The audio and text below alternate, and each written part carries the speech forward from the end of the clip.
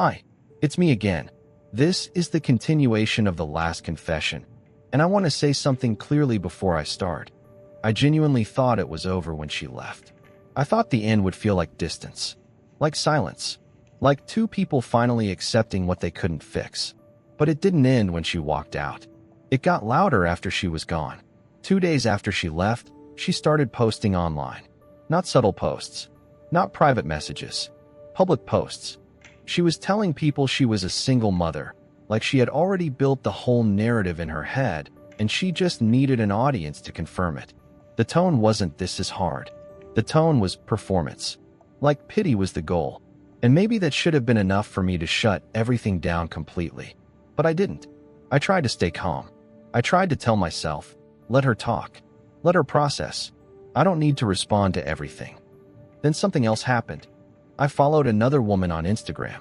That's it. I didn't message her. I didn't flirt. I didn't announce anything. I just followed her. One click. One small action that, in a normal relationship, wouldn't be noticed at all. But she noticed. Immediately. She texted me as if she had been waiting for that exact moment. And that was when I realized she wasn't just posting online. She was watching me, keeping track of who I followed, tracking changes, like she was taking notes in real time. Like I wasn't a person moving through life. I was a screen she could monitor. Her texts weren't angry at first. They were emotional, begging, crying through messages, saying she missed me, saying she was sorry, saying she couldn't live like this.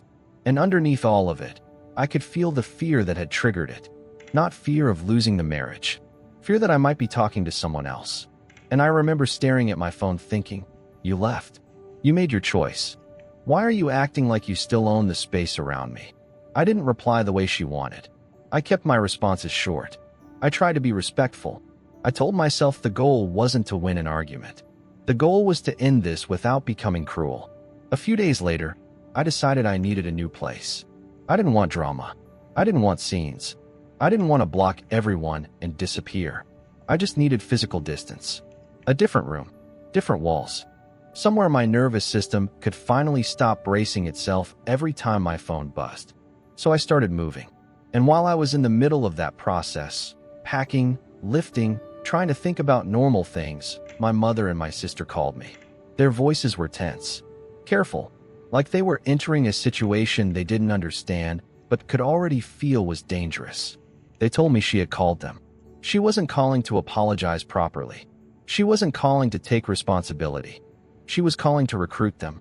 She was crying to my family, asking them to beg me to come back. Like if she could get enough people around me to push in the same direction, I would eventually give up and surrender.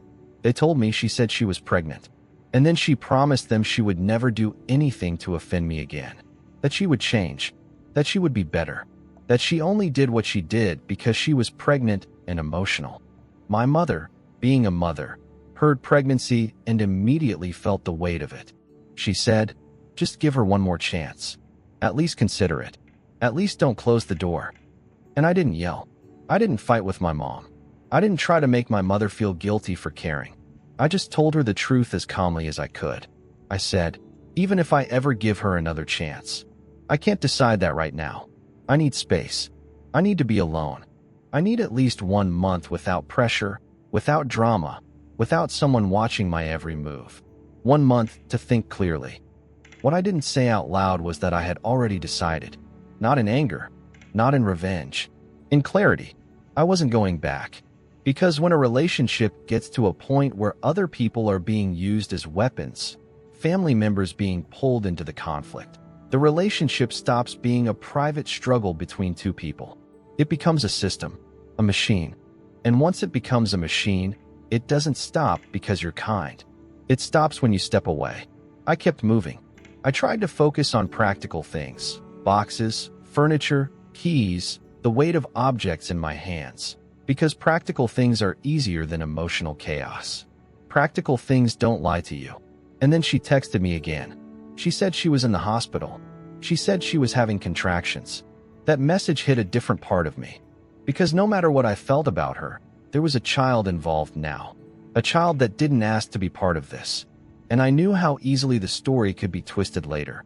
He didn't even show up. He didn't care. So I went to the hospital. Not because I wanted to fix the relationship. Not because I missed her. I went because I didn't want her to believe I didn't care about the unborn child. And I went because if something happened, I didn't want to live with the kind of regret that changes you permanently. When I arrived, she was already crying. The crying wasn't quiet. It wasn't a conversation. It was pleading, begging. Her voice kept breaking. She was saying she couldn't go back to her family's house. She was saying she needed me. She was saying she was sorry. She was saying she would do anything if I would just take her back. And I stood there thinking, this is a hospital. People are sick. People are giving birth. People are hearing life-changing news. And somehow we're here, trying to negotiate a marriage in the middle of all this. Like this is the only stage dramatic enough for what she wants. I told her, as calmly as I could, I'm not going to discuss our relationship here. This isn't the right place. I said it clearly. No sarcasm. No cruelty. And then she asked me where I moved to. That question wasn't curiosity. It wasn't innocent. It was control disguised as concern. It was her trying to reattach herself to my life, to regain access. I told her, I'm not going to tell you where I live. There was a pause after I said it. Not because she respected the boundary, because she didn't like it. So I gave her something else, something true, something fair, so she couldn't say later that I abandoned her completely. I said, if you need anything that has to do with the child, I will be here. If it's about the baby's health, appointments, anything like that, I'll show up. I'm not disappearing, but I'm not discussing our relationship here. I meant it. I wasn't trying to punish her. I wasn't trying to play games. I was trying to separate two things that had been fused together in a way that felt toxic, the marriage and the responsibility. Because I can admit something now that I didn't want to admit before. Part of me had been staying involved out of guilt, out of fear of being seen as the bad person, out of fear that everyone would look at me and say, how can you leave a pregnant woman? But guilt is not the same as love. And guilt is not a reason to stay in a situation where your peace is being slowly erased. After the hospital, I went back to my place and I tried to sleep, but my mind kept replaying everything. The posts online, the surveillance, the calls to my family, the hospital scene, the question about my address. And then my phone buzzed again. This time it wasn't her. It was her mother. The message wasn't subtle. It wasn't polite. It wasn't even emotional. It was a threat, a direct threat, the kind that makes your stomach drop because you can feel how comfortable the person is sending it. Like they've done it before. Like they believe they have power and they want you to feel it. She basically said that if her daughter cried again, she would make my life miserable, that she would make sure I suffered. I stared at the message for a long time, and the thing I felt wasn't just anger. It was cold fear, because once threats enter the marriage is already dead. Not morally, not romantically, practically. You can't build a life with someone when you're being warned that your life can be made miserable if you don't behave the way they want. And in that moment, something inside me shifted. Not dramatically, not like a movie, more like a door closing quietly. I thought, even if I wanted to go back, and I don't, how could I ever feel safe there?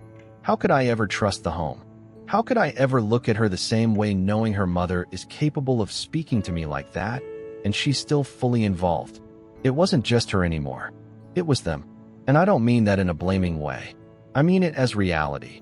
When a parent is that involved and that aggressive, you don't just marry a person. You inherit a whole pressure system. I kept telling myself, stay calm. Don't react. Don't escalate. But inside, I could feel it building. Like my body was learning a lesson faster than my mind wanted to accept. I tried to create distance again. I went back to focusing on my move, on work, on normal things. I didn't want to be pulled back into the orbit. And then, late at night, she called me. She was crying again, asking me to come see her, saying she needed to talk, saying she couldn't handle this. And I want to be honest about something. Even after the threat, even after everything, a part of me still showed up. Not because I believed in the relationship, but because I didn't want to become someone who abandons people when they're fragile. So I went, and as I was on my way there, I remember thinking, if her mother is there again, I don't know how I'm going to handle it. When I arrived, her mother was there. I didn't even need anyone to say it. I felt it the moment I stepped inside. The atmosphere was different, heavier, like the air itself was warning me that I shouldn't relax here. People talk about intuition like it's something mystical. For me, it wasn't. It was physical. My shoulders tightened. My chest felt closed. I became hyper-aware of where everyone was standing, of who was watching me, of how little space there was to breathe. Her mother didn't say much at first. She didn't have to. Her presence alone was enough. It felt like being in a room with someone who believes they already have the upper hand. She started crying again. The same pattern, the same words, the same apologies, the same promises. She kept saying she couldn't live like this, that she needed me, that everything would be different this time. At some point she tried to touch me, and that's when everything ended. I didn't feel anger. I didn't feel sadness. I didn't feel temptation. I felt something much clearer and much worse. Disgust. Not toward her as a human being, but toward the situation, toward the closeness, toward the idea of being physically connected to something that no longer felt safe, respectful, or real. My body rejected it instantly, before my mind could negotiate, before guilt could step in and try to soften it. I pulled away, and in that moment, I understood something that I had been refusing to accept for weeks. This wasn't confusion anymore. This wasn't me being indecisive. This wasn't fear of commitment or fear of responsibility. This was my body telling me the relationship was already over. When desire dies like that, quietly, completely, there's no argument left to win. No therapy session that can resurrect it. No promise strong enough to undo it. I refused to touch her. I stayed calm. I didn't shout. I didn't explain myself again. I just said no. And then I left. Walking out of that house felt different from every other time I had walked away. This time there was no hesitation. No mental bargaining. No voice in my head saying, "Maybe you're being too harsh." It felt final. That was the push I needed. I'm 28 years old. I have a life ahead of me. A career I'm still building. Goals I haven't reached yet. And for the first time in a long while, I could see clearly how easily all of that could disappear if I stayed trapped in this cycle. I'm not saying she's evil. I'm not saying I'm perfect. I'm saying the situation crossed a line where love alone stopped being relevant. And about the child, I want to be honest. I know people like to ask that question. Are you sure it's yours? The truth is, only a woman ever knows that with absolute certainty. But despite everything, despite her behavior, I'm almost sure the child is mine. 80%, maybe 90%. I believe she was loyal, even if she was manipulative in other ways. And because of that, I refuse to abandon my responsibility. I don't want to be the kind of man who disappears and pretends none of this happened. I've decided I will support the child financially. I will send money every month. I will show up for things that matter to the child's well-being. But I will not go back. Living together again is not happening. Rebuilding the marriage is not happening. No amount of crying, no amount of pressure, no amount of threats can change that now. Some people think leaving is always dramatic. Loud fights, slamming doors, explosions. Sometimes it's quieter than that. Sometimes it's the moment your body refuses to lie anymore. I'm not trying to win anything. I'm not trying to punish anyone. I'm trying to leave with as much integrity as I can, without destroying myself in the process.